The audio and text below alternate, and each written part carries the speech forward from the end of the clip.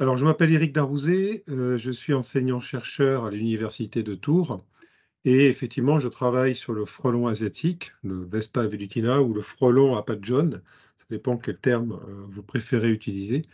Depuis, bien longtemps maintenant, hein, j'ai commencé à travailler sur cet insecte vers, 2007 à peu près. Alors, pourquoi parler du frelon asiatique? Vous avez, sous les yeux là, je dirais la une des images classiques. En fait, c'est une photo que j'ai prise au centre de Tours.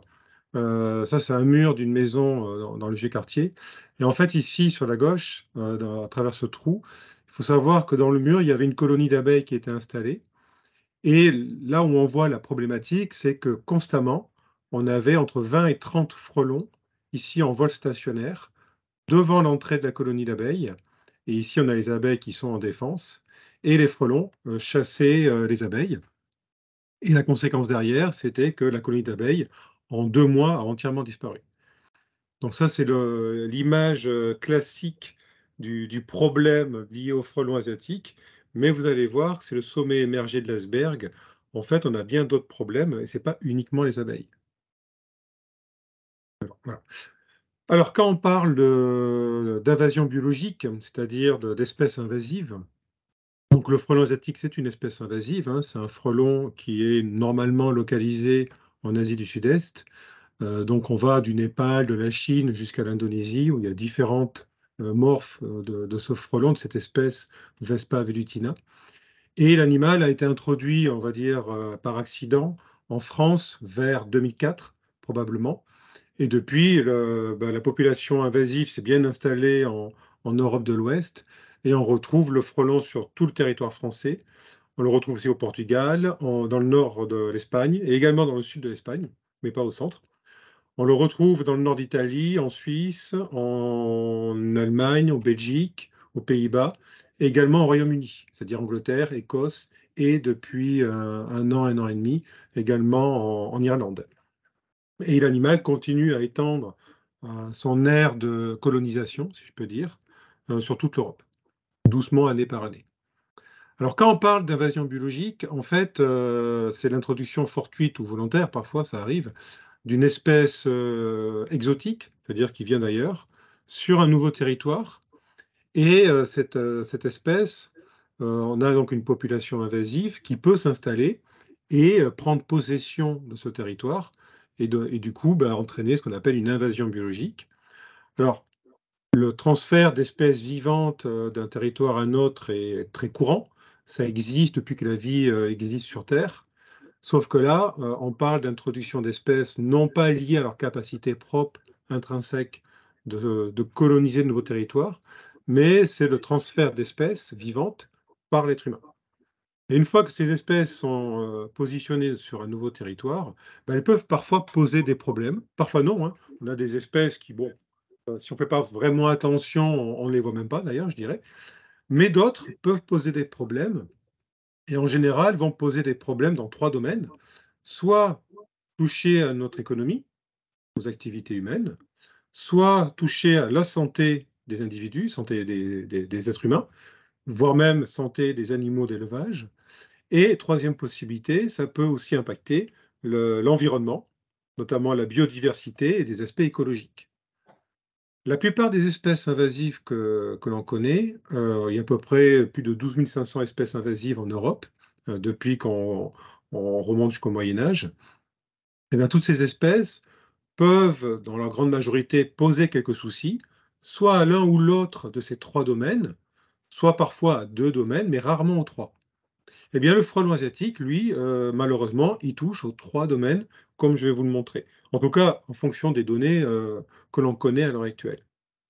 Alors, on va aller, passer de l'un à l'autre. Tout d'abord, le premier domaine sur lequel le frelon asiatique a des impacts, c'est les activités économiques. Et là, vous allez voir, c'est le 1er secteur économique qui a tiré la sonnette d'alarme, c'est l'apiculture, c'est-à-dire l'élevage d'abeilles. Et en fait, c'est là où on s'est rendu compte que le frelon, enfin ce frelon Vespa velutina, posait souci. Et vous avez ici l'image classique des événements, comme je vous l'ai montré sur ma première photo. Vous avez une ruche ici, qui est en rouge. Ici, vous avez l'entrée de la ruche avec la planche d'envol. Vous avez sur cette image 3 frelons, enfin il y en a peut-être 4 parce que moi j'ai une vignette qui est dessus, ouais, c'est ça. J'ai 4 frelons en vol stationnaire dos à la ruche qui essayent de capturer les abeilles qui rentrent à la ruche après leur activité de fourragement à l'extérieur, c'est-à-dire collecte de nectar ou de pollen par exemple. Et les ouvrières abeilles, comme vous pouvez le voir, restent ici à l'entrée de la ruche en défense. Elles forment ce qu'on appelle la barbe d'abeille et elles se mettent en défense pour défendre la colonie. Mais le problème, c'est que toutes les abeilles qui continuent à fourrager à l'extérieur, celles qui vont rentrer à la colonie, vont se faire capturer par ces frelons. Et on a ici, sur cette petite vignette, la résultante, c'est qu'une ouvrière ici abeille, vous avez là, a été capturée par une ouvrière frelon. Celle-ci va se déplacer à proximité de la ruche, elle va se poser sur un support, ça peut être un buisson par exemple, et elle va tuer l'abeille, c'est-à-dire la décapiter, et ensuite découper les pattes, l'abdomen, les ailes, pour garder que le thorax. C'est la partie qui contient les muscles de l'insecte, c'est-à-dire les muscles qui font bouger les ailes et les pattes, c'est-à-dire de la viande. Et le frelon va ramener à sa colonie, à son nid, cette boulette de viande pour nourrir les larves en développement au sein de la colonie. Donc ça, c'est l'image classique. Pardon. C'est l'image classique qu'on a du problème du frelon asiatique depuis plus d'une dizaine d'années. Mais la question qu'on pouvait se poser, il y a effectivement prédation par les frelons, mais quelle en est la conséquence pour les abeilles?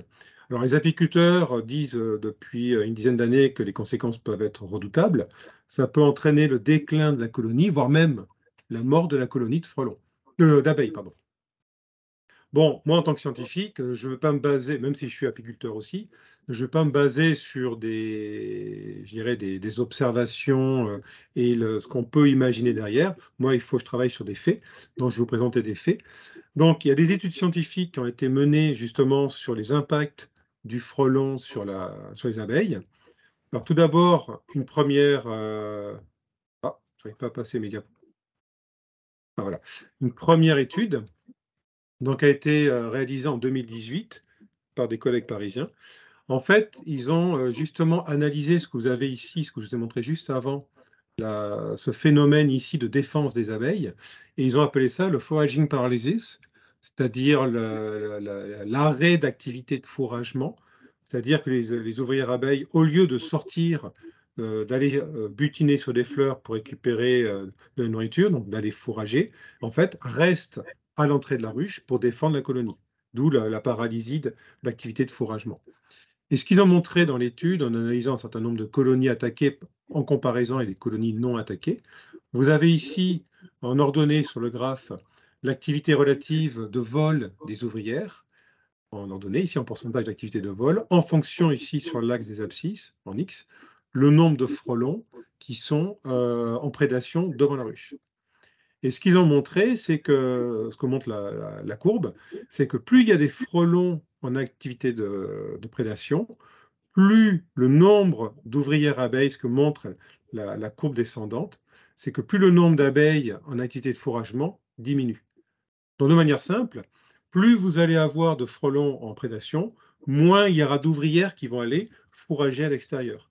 C'est-à-dire, de manière très simple, moins vous aurez d'ouvrières qui vont ramener de la nourriture au nid. Donc, à toutes les conséquences qu'on peut envisager.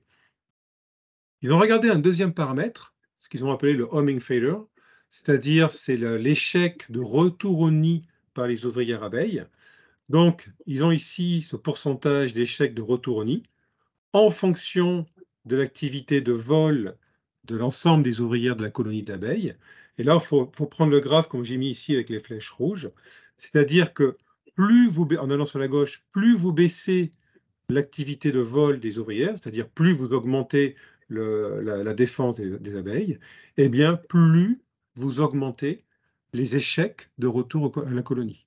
Ce qui veut dire d'une autre façon, c'est que plus vous avez une activité de prédation par des frelons, moins vous avez d'ouvrières en activité de vol, et les quelques ouvrières abeilles qui continuaient cependant à fourrager, eh bien, elles ont plus de chances de se faire choper par un frelon et du coup être tuées.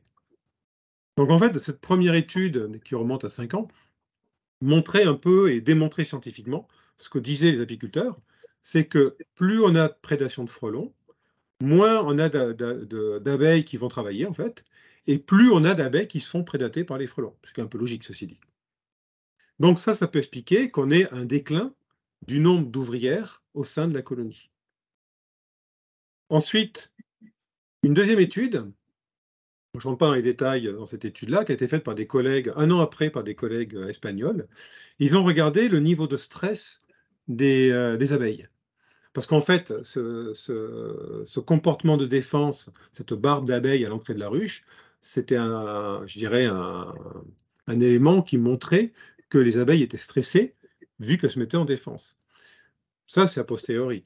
Mais là, j'ai mes collègues espagnols qui sont allés regarder à l'intérieur des abeilles, en quelque sorte, et en fait, ils ont analysé en biologie moléculaire l'activité d'expression de gènes de l'abeille qui sont connus dans les phénomènes de stress, et notamment, pardon, ils ont montré, alors, vous avez la liste ici, mais je ne vais pas rentrer dans les détails, ne vous inquiétez pas, ils ont montré qu'un grand nombre de gènes connus dans ces activités de stress étaient surexprimés chez les abeilles d'une colonie soumise à prédation par le frelon. Ils ont même montré également, ici, avec ces phénomènes de peroxydation des lipides qui étaient augmentés, c'est qu'on avait aussi un vieillissement cellulaire accéléré. Donc, si je résume, quand vous avez prédation de frelons sur une colonie d'abeilles, vous avez un stress de la colonie, les abeilles sont stressées. Le comportement qu'elles vont adopter, c'est la défense. Elles ne vont plus aller récupérer la nourriture.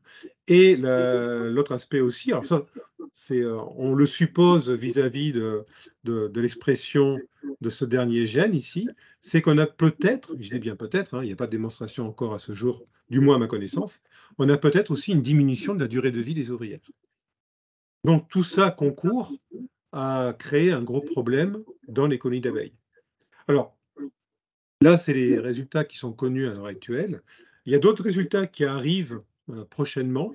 Notamment, j'ai été rapporteur d'un article scientifique fait par des collègues chinois, alors qui n'est pas encore publié, mais bon, comme j'ai dû évaluer le travail, je connais les résultats, mais ça va être prochainement publié fort certainement. Les collègues ont montré que également, il y avait un stress au niveau de la reine, et celle-ci va pondre moins quand il y a prédation sur la colonie. Donc, si on reprend tous ces éléments, la reine, elle pond moins, donc les générations d'ouvrières ne sont pas remplacées. Les ouvrières sont super stressées, elles ont peut-être une durée de vie limitée. Elles vont arrêter d'aller chercher la nourriture, elles restent en défense, et en plus, elles se font plus facilement capturer par les frelons, donc on a une diminution de la population qui n'est pas renouvelée parce que la reine a moins pondu. Ce qui fait que la conséquence de tout ça, la colonie d'abeilles va péricliter au cours du temps et elle peut mourir, disparaître, notamment en hiver ou même avant l'hiver.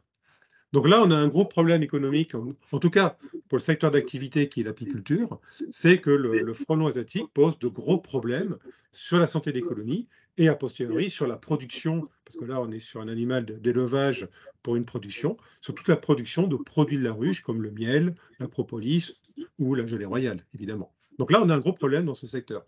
Alors c'était le premier secteur qui avait tiré la sonnette d'alarme pour dire qu'ils étaient gravement impactés par la prédation, et bien là, scientifiquement, on démontre que c'est effectivement bien le cas.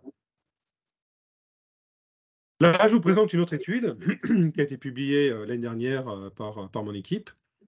On s'est posé la question que le nombre de frelons qui est devant une ruche peut être très variable.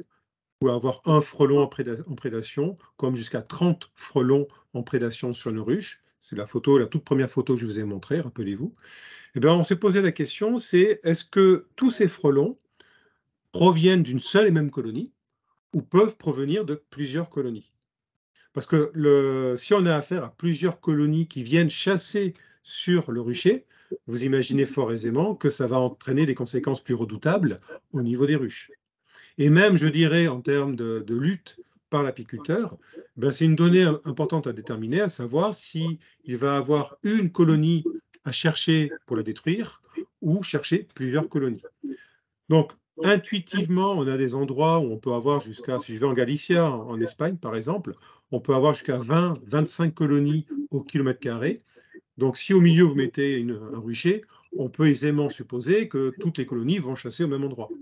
C'est-à-dire, en gros, elles vont rentrer en compétition pour l'accès aux proies que sont les abeilles. Mais ce n'est pas une démonstration, ça, il faut le démontrer scientifiquement. Donc ça, c'est ce qu'on a fait dans cette étude que je vous présente. On a échantillonné des frelons ici qui étaient en prédation. On avait capturé 50 frelons devant chaque ruche analysée. Et on a analysé leur génétique, donc les séquences génétiques. On a regardé également des molécules qu'ils ont à la surface du corps, qui est un peu leur carte d'identité, ce qu'on appelle la signature chimique. Et je vous montre le résultat en face qui est sur votre écran vis-à-vis de la signature chimique. Et en fait, ce que vous avez sous les yeux, c'est une représentation graphique, statistique, des analyses sur les molécules. Alors, il faut imaginer que chaque point correspond à un frelon capturé devant une ruche. On avait tout regroupé ensemble. Là, on était sur 3 ruches, en fait. Non, sur 4 ruches, A, B, C, D. Et en fait, cette représentation graphique vous montre comment dire, la similarité de signature chimique de frelons. Alors, de manière simple, chaque frelon est représenté par un point. Si 2 points sont très proches l'un de l'autre, ça veut dire que les 2 frelons ont une signature chimique très proche, ce qui veut dire qu'ils sont issus d'une même colonie. Et plus ces 2 points s'éloignent, ça veut dire que plus la signature chimique des 2 frelons est différente, ce qui veut dire qu'ils proviennent de colonies différentes. Et là, l'analyse sur les 4 ruches qu'on a analysées sur ce résultat, vous pouvez voir qu'on a pu séparer les frelons, enfin les points qui représentent les frelons, entre 2 ensembles ou 3 ensembles. Ça veut dire que sur la colonie A, on avait potentiellement 3 colonies qui chassaient, alors que sur les colonies B, C et D, on avait 2 groupes de frelons, donc probablement 2 colonies différentes de frelons.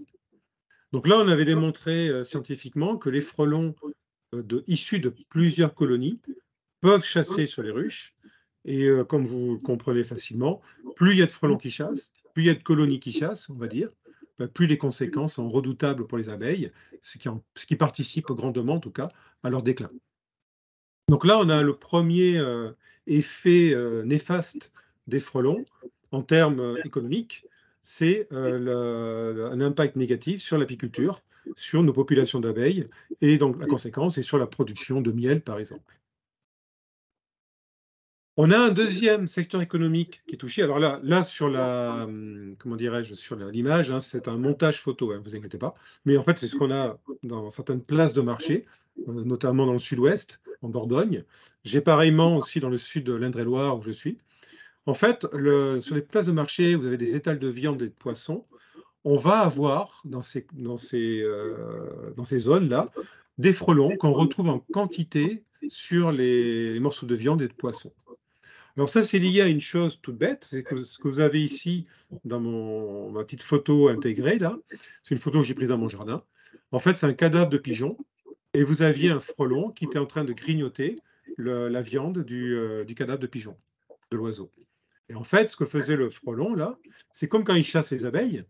Il chasse les abeilles pour récupérer de la viande, comme je vous disais tout à l'heure, pour ramener la boulette de nourriture à sa colonie, pour nourrir les larves en développement. Eh bien, en fait, le frelon, c'est un prédateur généraliste, mais surtout opportuniste. Il va chasser des insectes, ouais, on en reparlera tout à l'heure d'ailleurs, mais également, s'il tombe sur un cadavre, ben, il peut récupérer de manière opportuniste de la viande en quantité sans trop se fatiguer. Et en fait, sur les places de marché, c'est ce qu'on observe, c'est que les frelons, là, ben, ils font la même chose. Ils considèrent que ces morceaux de viande, c'est des cadavres, donc ils viennent récupérer des morceaux de protéines, en fait. Pardon. Donc la conséquence de cette activité, eh bien, en fait, ce qui a été montré par... Alors, il n'y a pas de démonstration, pour l'instant, je n'ai pas de chiffres, c'est juste des discussions que j'ai eues avec des professionnels. En fait, ça montre, enfin, ce que disent en tout cas les professionnels de la vente, c'est que quand il y a beaucoup de frelons comme ça sur les étals, ça inquiète les clients, les humains. La conséquence, c'est qu'ils vont moins fréquenter le marché parce que, bon, ils ont peur des frelons. Donc, le chiffre d'affaires des professionnels diminue et certains sont très inquiets sur la survie de leur activité professionnelle. Donc alors là, on n'a pas de chiffres, hein, mais a priori, on aurait un deuxième secteur économique, c'est-à-dire la vente sur les places de marché, qui pourrait être impacté par le frelon asiatique. Autre secteur qui va être touché, alors c'est aussi un montage, hein, mais je vous montrerai un petit film juste derrière, vous allez voir, c'est l'agriculture, tout simplement. C'est-à-dire les entreprises qui vont produire des fruits, notamment des fruits, que ce soit en viticulture ou dans comment dirais-je, dans les vergers. Alors là, je vais vous montrer la petite vidéo, j'espère qu'elle marche pour vous. Ce que vous avez, c'est sur un verger, un poirier. Et bien, ce que vous pouvez voir à l'image, c'est que les frelons vont aller grignoter les fruits. Alors, que ce soit du raisin, c'est exactement la même chose. Des raisins, des pommes, des poires, comme vous avez à l'image. Ça peut être aussi des fraises, des framboises. Eh bien, les frelons viennent récupérer sur les fruits du sucre. Parce que, bon, comme je vous disais, ils vont chasser pour récupérer des protéines, pour nourrir les larves en développement, mais ils ont aussi besoin de récupérer du sucre pour nourrir aussi ces mêmes larves. Et là, la conséquence, c'est que vous avez, vous le constatez sous les yeux, hein, vous allez avoir une dégradation des fruits parce qu'ils sont grignotés par les frelons. La conséquence derrière, c'est que vous allez avoir une diminution du rendement de la parcelle cultivée. Donc en fait, j'ai discuté déjà avec des professionnels. La dame qui m'a passé cette vidéo, comment on appelle, c'est une agricultrice qui cultive des poires et différents autres fruits. Et elle me disait que sur certaines parcelles où il y avait des frelons, elle avait perdu 30% de son chiffre d'affaires. Donc on a vraiment une diminution du rendement, diminution du gain financier de l'entreprise. On peut avoir dans certains cas, mais ça, j'ai pas, il faut que je discute avec notamment des viticulteurs, aussi une diminution de la qualité des produits, c'est-à-dire du vin. C'est-à-dire que des grappes de raisin que les frelons ont grignotées, ces grappes vont moisir, et ce n'est pas de la moisissure noble, ce qui fait que quand on fait du vin derrière avec, eh ben, la qualité du produit est fortement diminuée. Donc là, on a un autre secteur d'activité. Alors pour l'instant, il n'y a pas de chiffres officiels ni d'études scientifiques, hein. Là, je suis en pourparlers pour mener une étude justement sur cet impact sur les fruits. Mais on a un autre secteur d'activité, un autre secteur économique qui va être aussi impacté par les frelons. Donc voilà en tout cas ce qu'on sait au niveau économique. Donc on a quelques secteurs qui sont, je ne veux pas dire menacés, mais qui sont impactés. Le deuxième aspect, deuxième problème qu'on peut avoir avec le frelon asiatique, c'est nous, c'est la santé humaine. Tout simplement, c'est que le frelon, c'est comme le frelon européen, c'est comme les guêpes, c'est comme les abeilles, c'est comme les bourdons. Ce sont des hyménoptères qui peuvent piquer, donc avec toutes les conséquences que je vous laisse imaginer. Donc là, c'est pareil. Alors, premièrement, vous avez ici l'abdomen d'une ouvrière frelon, vous avez la longueur du dard. Bon, le dard d'un frelon asiatique, c'est 3 mm. Donc, je sais que sur Internet, on peut lire un tas d'inepties où on vous raconte que c'est des dards qui font 6 mm, 1 cm, enfin, c'est du grand n'importe quoi. Le dard au maximum, et si je tire avec une pince sur le dard, je peux arriver à l'étendre sur 4 mm, mais le frelon ne fera jamais ça, parce que, à mon avis, j'ai les organes qui se déplacent avec. Donc, c'est entre 3 et 4 mm au maximum. Alors, les conséquences de la piqûre, vous avez ici un exemple de quelqu'un qui a été piqué sur un bras. Eh bien, en fait, ça fait mal. Vous me direz après, la douleur est très subjective, ça dépend de votre sensibilité. Moi, étant très douillet, je vous confirme, ça fait très mal. Enfin, moi, je trouve que ça fait vachement mal. Mais vous allez avoir au niveau de la piqûre une rougeur. Souvent, on peut arriver aussi à avoir une petite zone de nécrose ici, là où ça a été piqué par l'insecte, où il y a eu injection du venin. Mais ça peut s'arrêter là. Mais dans les cas où vous réagissez un peu plus, vous allez avoir un gonflement au niveau de la zone de piqûre. Là, vous avez un désinsectiseur qui s'est fait piquer au visage, vous voyez un peu comme il a gonflé, montrer qu'il a fait de la boxe. Mais les cas extrêmes, ça peut entraîner la mort de la victime si celle-ci est allergique au venin d'hyménoptère. Donc, une piqûre de frelon, c'est jamais anodin. Je dirais, vous êtes piqué, il faut surveiller. Et si vous avez le moindre symptôme, c'est tout de suite appeler les urgences, le SAMU, je veux dire, les pompiers ou le SAMU, pour déclencher un peu l'action de venir vous récupérer pour vous amener à l'hôpital. Parce que si vous commencez à avoir des symptômes, ça peut aller très vite derrière. Comme ça peut ne pas évoluer, mais il faut qu'il y ait en tout cas une prise en charge médicale pour prévenir tout risque gravissime. Mais on a des cas malheureusement de mortalité tous les ans de gens qui ont été piqués par des frelons asiatiques, tout simplement parce que, ils étaient allergiques et parfois ils ne savaient pas qu'ils étaient allergiques au venin d'hyménoptère. À côté de ça, il y a un autre aspect qu'on a démontré, on l'a publié il y a 2 ans d'ailleurs avec des collègues médecins. On s'est rendu compte que le frelon asiatique, ah, quelqu'un qui veut non, j'ai autorisé quelqu'un à passer, ça va. On s'est rendu compte que le frelon asiatique est capable aussi de projeter un venin, dans les yeux d'opérateurs d'entreprises 3D qui interviennent pour, éliminer les colonies. Alors, on ne sait pas trop quel est le liquide qui est projeté. On pense qu'il y a du venin à l'intérieur parce que quelqu'un qui est allergique au venin d'hyménoptère, peut déclencher une réaction suite à la projection du liquide en question. Donc il doit y avoir dedans des molécules allergisantes, probablement d'origine du venin. Est-ce que l'animal le projette volontairement ou involontairement? On ne sait pas trop. Mais en tout cas, on a mené une étude sur, les centres antipoison en France où, alors ça, on avait fait ça en 2020 et de 2009 à 2020, il y avait une trentaine de cas, de personnes. Alors, ce qu'il faut savoir, une trentaine de cas, c'est le sommet, c'est le haut du sommet émergé de l'iceberg, sachant que la très, très grande majorité des gens qui ont reçu, du venin dans l'œil n'ont pas prévenu les urgences, donc ni les centres antipoison. Moi, je vois, ça m'est arrivé à moi, c'est arrivé à des membres de mon équipe. On n'a jamais, nous, on s'est géré sur 2 choses. On n'a jamais prévenu, l'hôpital, pour dire qu'on avait eu ce petit souci. Donc, il y a très peu de cas qui ont été, recensés officiellement, mais en tout cas, sur cette trentaine de cas, les gens ont réagi avec des douleurs, une inflammation au niveau de l'œil, au niveau local, parfois avec un œdème, des conjonctivites. Donc il y a vraiment des petites réactions qui se font au niveau oculaire. Ce qui veut dire que toute personne qui va agir pour éliminer une colonie de frelons, il faut absolument qu'elle porte des lunettes de protection, pour se protéger vis-à-vis de ce problème.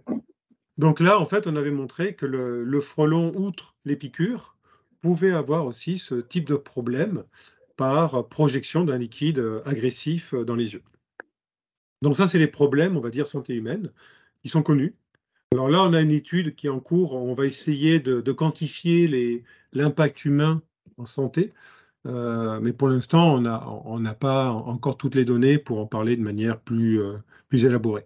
Mais c'est vrai qu'au niveau national, d'après les quelques données que l'on a, on a des centaines de cas de piqûres, par les frelons asiatiques et avec certainement, plusieurs cas de mortalité chaque année, rien qu'en France.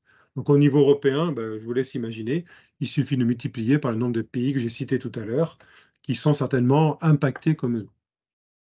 Troisième aspect, dernier aspect, en termes d'impact par le frelon asiatique, c'est l'environnement et notamment en biodiversité. Alors là, je vous présente, 2 études qu'ont fait, des collègues, parisiens. Une première étude qui a été publiée en 2011. En fait, ils avaient analysé 3 colonies en Dordogne, dans 3 je dirais, zones différentes. Une zone, urbaine, une zone agricole et une zone forestière. Et en fait, c'était ces 3 colonies s'étaient positionnées devant le nid avec un filet et chaque fois qu'il y avait une ouvrière frelon qui rentrait à son nid, ils attrapaient le frelon et ils lui ont piqué sa petite boulette de viande dans les mandibules, dans les pattes, pour identifier quel était le pauvre insecte qui avait été capturé. Donc là, vous avez les résultats de l'étude, hein. En fait, ils ont identifié à peu près 160 espèces différentes, d'arthropodes, notamment ultra majoritairement des insectes. Dedans, vous avez les abeilles. Donc 66% des proies en zone urbaine, c'était les abeilles, alors que la moitié, c'était les abeilles en zone agricole, et à peu près à la moitié des 60% initiales, c'était aussi des abeilles dans une zone forestière. Et on avait des mouches, on avait d'autres hyménoptères, on avait des guêpes, et on a, comme vous pouvez voir sur les camemberts, hein, une grande diversité en fonction de la zone. Donc en fait, ça a montré que le frelon est capable de chasser, de manière très simple, hein, tout ce qu'il peut trouver dans l'environnement en termes d'insectes. Ils ont fait une autre étude qui est sortie il y a 2 ans, qui était super intéressante. Ils m'ont un peu grillé dessus, mes collègues, parce que c'est un point sur lequel je voulais travailler. C'était d'essayer d'estimer quel est l'impact en termes de quantité d'insectes prélevés par les colonies de frelons Bon, ils ont fait un petit modèle mathématique là-dessus, assez simple, et ils ont montré que au minimum, à minima, sur l'année, une colonie de frelons, c'est-à-dire de sa création au printemps jusqu'à la fin de sa vie en hiver, eh bien, une colonie de frelons prélevait en moyenne plus de 11 kilos d'insectes dans l'environnement. Alors ça, c'était un résultat extrêmement intéressant. Moi, j'en bavais d'envie, parce que ça vous montre l'impact écologique. Alors, je vais vous montrer un exemple. Moi, j'ai fait un calcul. J'ai pris comme exemple le département de la Manche avec qui je collabore. Par exemple, si je prends en 2022, sur ce département-là, il y avait 9000 colonies qui ont été repérées et cartographiées, si vous voulez, c'est-à-dire elles ont été repérées sur le territoire. 9000 colonies, ce qui est énorme hein, pour un petit département comme la Manche. Eh bien, si on prend 11 kilos d'insectes par colonie, on multiplie, et ça nous donne un chiffre hallucinant, je dirais. Ça veut dire que les colonies de frelons dans la Manche, en 2022, ont prélevé plus de 100 tonnes, au minimum, hein, 100 tonnes d'insectes. 100 tonnes d'insectes, ça commence à faire du monde. Et là, vous avez vraiment, je dirais, la résultante, c'est-à-dire l'impact environnemental, l'impact écologique des colonies de frelons. Donc rien sous cet aspect-là, ça veut dire qu'on a un gros problème environnemental, surtout sur les insectes. Si vous avez suivi un peu les médias, même si ils sont un peu frileux, ils n'en parlent pas beaucoup à mon goût, on a un énorme problème environnemental, c'est-à-dire que depuis une trentaine d'années, les populations d'insectes, la quantité d'insectes dans notre environnement a chuté de 75%, c'est-à-dire qu'on voit de moins en moins d'insectes quand on sort de chez nous. Et maintenant, ce qu'on est en train de démontrer, c'est que toute la chaîne alimentaire est impactée. C'est-à-dire les oiseaux ont chuté, les mammifères ont chuté. Enfin, on est dans une catastrophe écologique, mais j'ai l'impression que personne n'en parle. C'est assez surprenant.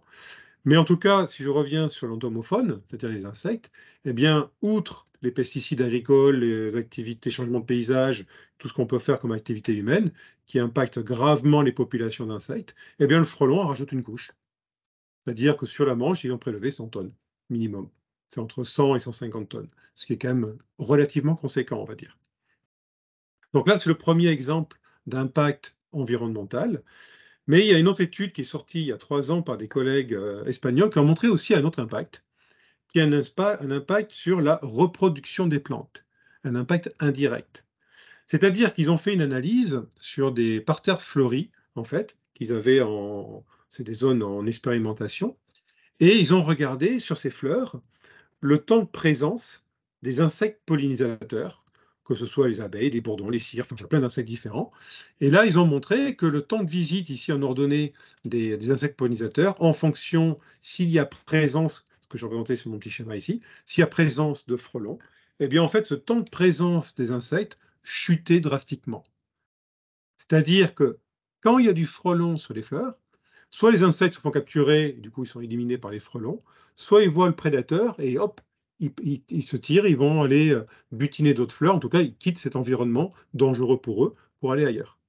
Alors ils ont regardé un autre aspect que vous avez ici, c'est le nombre de pollen sur les fleurs en présence ou en absence de Velitina.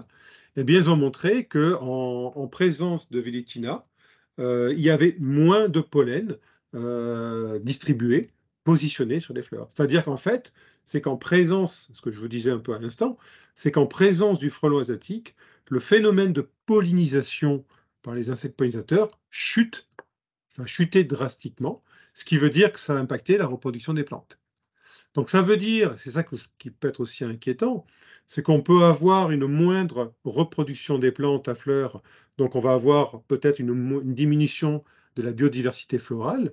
Mais si on parle agriculture, c'est-à-dire la production de fruits et légumes, s'il n'y a pas pollinisation, eh ben, les rendements des parcelles vont chuter drastiquement. Donc on va produire moins de fruits et légumes. La conséquence, ça peut être ça. Alors pour l'instant, là je suis peut-être un peu alarmiste, mais on n'a pas de données pour l'instant sur cette question-là. On a juste ce travail de 2020 de mes collègues qui montrait cet effet sur la pollinisation en elle-même. Donc en tout cas, je vous remercie pour votre attention. J'espère que bon, j'étais clair, que vous m'avez bien entendu. Donc je vous remercie. Et comme vous pouvez le voir, j'ai ici sur la droite des logos de toutes les personnes qui ont financé mes études. c'est-à-dire des régions, des départements, des entreprises, comment dirais-je, mes organismes comme le CNRS ou l'université. Et évidemment, je ne suis pas tout seul pour faire des activités de recherche sur le frelon. J'ai tout un ensemble de personnes fort sympathiques, donc des jeunes qui sont en stage ou des jeunes que j'ai recrutés sur des CDD qui travaillent avec moi.